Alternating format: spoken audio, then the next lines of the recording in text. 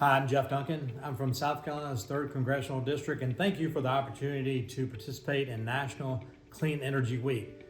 You know, here in Congress, we're celebrating the legislation and technology that cleanly powers our world. I'm chairman of the Energy Subcommittee on the Energy and Commerce Committee, and our priority is to deliver affordable, reliable, and clean energy to all Americans. We're working hard here in Congress to strengthen and expand energy infrastructure.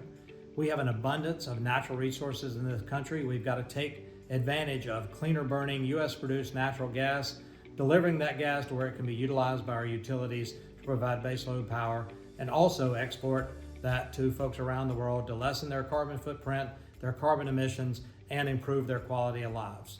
We need to do this through pipeline permitting reform and expedite the build out of pipeline infrastructure in this country. We also need to look at and working on advancing nuclear power in the nation. That comes in the form of traditional light water reactors as well as small modular reactors and advanced nuclear technology, while also understanding that we need a domestic supply source for enriched uranium and lessen our dependence on Russian sources of enriched uranium. We also need to prevent the offlining of power generation, particularly dispatchable generation.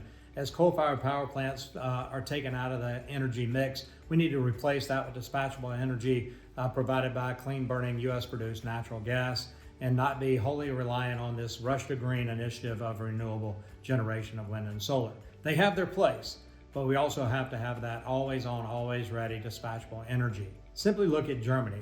They tried to replace their nuclear power generation with renewables. The renewables in the north, manufacturing's in the south, and what resulted was Germany cranking back up the coal-fired power generation and being sort of hypocritical to some of their climate initiatives of the past. China's been building out wind and solar, but building out wind and solar primarily components for U.S. Renewables. They're doing so with more coal-fired power plants, building new coal-fired generation about every 30 days. We need to export our resources here at home to achieve energy dominance.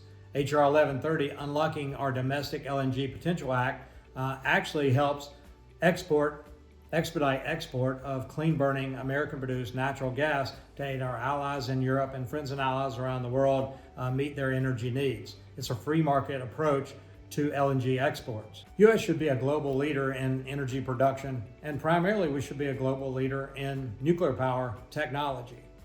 This requires a predictable and efficient licensing and regulation. We've had meetings with the R-S.C to try to bring the R-S.C into the 21st century to help meet the goals of propagating nuclear power in this country. This could come in the form of small modular reactors. It could come in the form of other advanced type reactors. One thing I like about small modular reactors, they're small, they're modular, they're manufactured, and they can help spread the cost out over the economies of scale and lower the cost of nuclear production in this nation. Recently, I held a legislative hearing on securing America's nuclear energy future. There is bipartisan work here in Congress to expand American nuclear technology, to modernize the NRC, and to propagate advanced nuclear in this nation. Modernize the NRC for more efficient licensing, especially for advanced reactor technology. Nuclear energy is reliable, it's safe, and it's clean. It makes up about half of the nation's clean energy every year. It provides 20% of our nation's power, generates in my state of South Carolina somewhere between 54 and 58% of our baseload generation. And it creates 90% of South Carolina's carbon-free electricity. So thanks again for allowing me to participate in National Clean Energy Week. We look forward to working in the United States Congress as chair of the House Energy Subcommittee on the full Energy and Commerce Committee. We're dedicated to make sure that America has affordable, reliable, and clean energy well into the future.